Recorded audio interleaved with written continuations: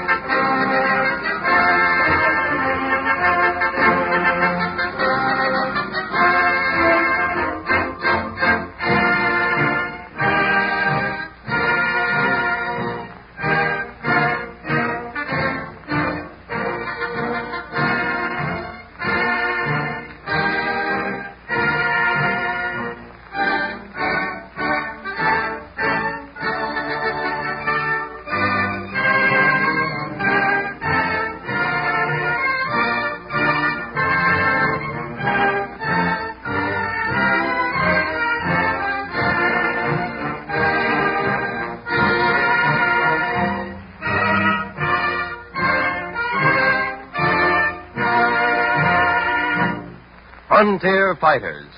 Heroic stories of those splendid wayfarers who trod the endless westward paths to everlasting fame and eternal glory.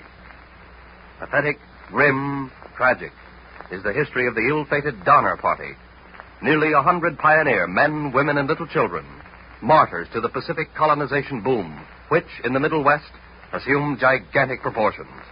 It is spring, 1846, in Sangamon County, Illinois. Attention! I want your attention. Now give me your attention, everybody, please. As I read the names from my muster roll, I want the head of every family to answer. Ready, George. All right. George Donner, his wife and 5 children. That's us, George. Jacob Donner, my elder brother, his wife and 7 children. Here, George. James Reed, his wife and 4 children. Here, Donner. Mrs. Sarah Keyes, mother of Mrs. James Reed. Here, and don't you forget that I'm 90 years old. Graves family. Here. The Breen family. Here? The Murphys. Sure, we here. The Pikes. Here. 32 teamsters and camp assistants. Ready to go. Emigrant wagons, yeah. Extra yokes of oxen, cows for milk, young beef cattle, saddle horses, and a dog. I've got the dog, Daddy. Implements for the new farm, school supplies for the children, trade goods for the Indians, and $10,000. $10,000. Who's got it? I've got the money, George. I stitched it between the covers of our quilt this afternoon. You'll sleep well tonight, George, under $10,000. I won't sleep a wink, folks. The responsibility of all that money.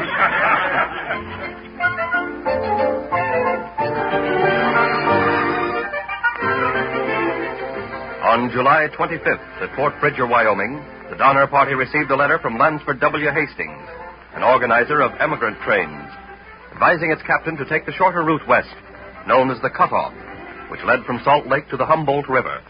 Jim Reed, you've known me for a long time now, haven't you? 15 years, Climbing, man and boy in Illinois. Then insist that your party take the regular wagon road. Why? Well, I took the cutoff once, to my sorrow. It runs through the most desolate region in the whole world. It's sure death for a big party like this. But the new road is 300 miles near our destination. The cutoff, Reed, crosses a great desert and traverses the worst part of the mountains. Short roads ain't always practical roads. Talk to George Donner. He's captain, not me. I have, but George is set on taking the cutoff. I'd like to lay my hands on Hastings, that crazy adventurer. You're too late, Climbing. Hastings is already on the way to the coast. He left word the cutoff is perfectly safe and not difficult to travel over.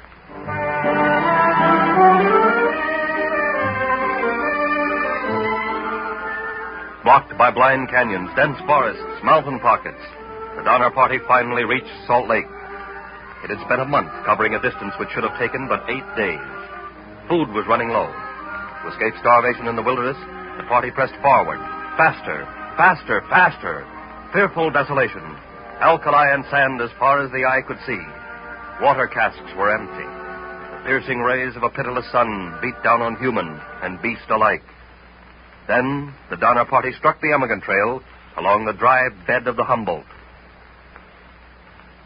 Jim Reed, you found water yesterday. It's in your powder horn. You're a liar, Snyder. I'll fight you, Reed. But just a drop of that water. We'll fight tomorrow, Snyder, not now. We'll fight now. Take that, you water thief. Don't, John Snyder. Don't. My husband's your best friend. He's a water thief.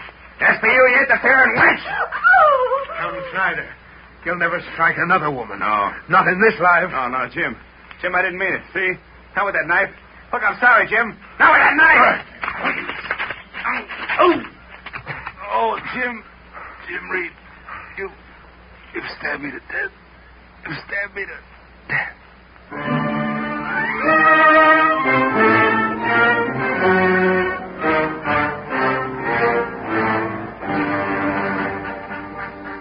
Reed was voted out of the Donner Party, and his wife and family placed in charge of another group.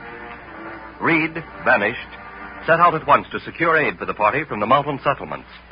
One night, to add to the party's wretchedness... George, wake up. Indians. What? Indians? Why, they're among the cattle. It's a stampede. Where's my gun? Here. Oh, look out, George. Don't get scared.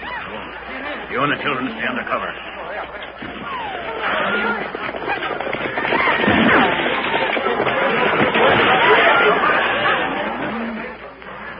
Show that a gun, Captain George, and so's most of our beef cattle. Where's Jacob, my brother? Here, George. But this looks like the end. Oh, buck up, Jacob. Anyone hurt? No, thank God. Those red devils got away with 20 head of cattle. All we had. George, we can't hold out much longer. Not much longer.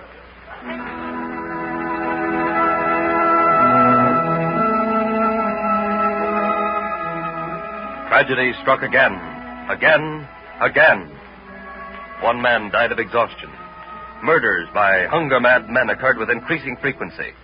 Accidental killings were numerous. Little children fell by the trail. From the base of the mountains, the party literally crawled up the steep, pathless slopes to the Truckee River, which the party crossed and recrossed 51 times in 80 miles. Sudden mountain storms shook the party into panic-stricken, desperate pandemonium. I can't go on.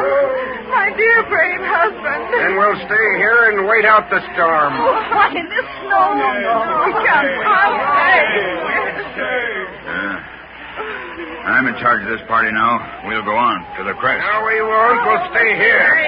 Where's George Donner? Sure, he's our rightful captain. We'll do as he says. He's still at Fross's Creek, broken axle. Oh, don't stand there talking. My children are freezing to death. I'll take charge from now on. We'll put up a tent under those pine trees and crawl in.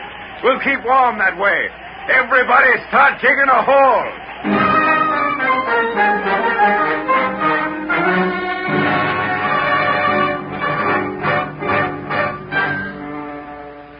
Cold October blended into a colder November.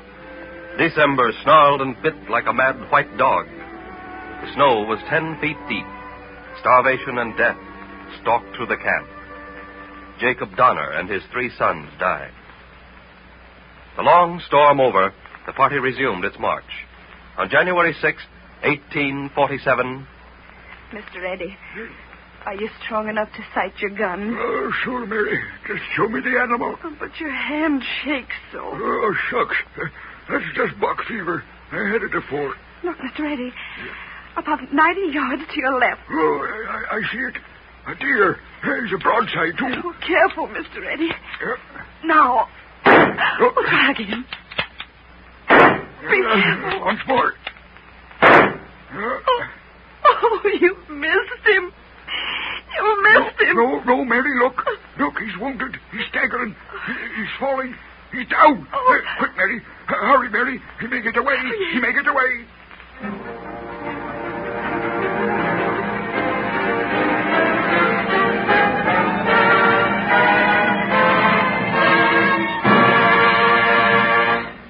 Rescue parties came and went, leaving brave men of their own groups to die with the split-up Donner Party. Draft animals gone, the starving victims ate their moccasins, harness leather, the strings from their snowshoes, the boots in which they stood. On February 27th, the starving survivors of 2 parties met in Bear Valley, brought together by Jim Reed, who had been banished for killing Snyder. I'm Jim Reed. Where's my wife and my 4 children? Here's bread. Only a mouthful for each. Divide fairly now. A small morsel apiece. Oh, Jim. My darling. Oh, you're here at last. Oh, Jim, we're so hungry. Bread, Jim, bread. Not for me, but for our children. We started with 4 children. I see only 2. Where's the other 2? Don't tell me they're dead. No, Jim, not yet. They're back in the mountains with some men. Oh, we'll get 'em out, my darling. But it'll take time. It'll take time.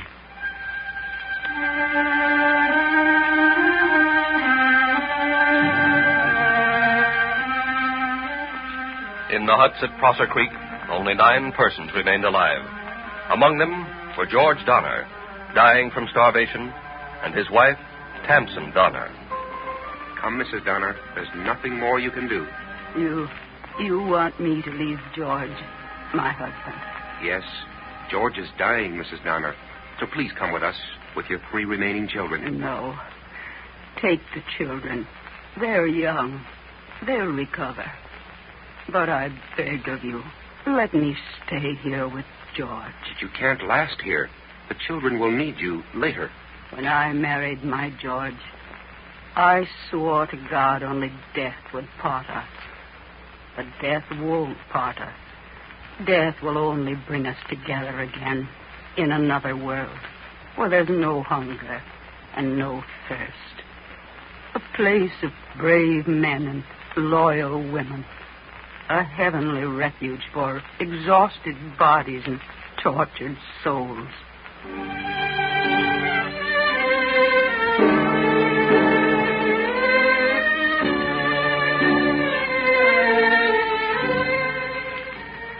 Of the 81 persons in the Donner Party, when it left Illinois, only 45 survived. Epic heroes all. Brave men, loyal women, and laughing little children. They mocked the desert and thrust the mountains aside. Courageous, patient, hopeful. They were Western America, triumphant, victorious, even over death. And so we lay a wreath on the unknown tombs of those frontier fighters who struggled ever westward to the eternal glory of their country.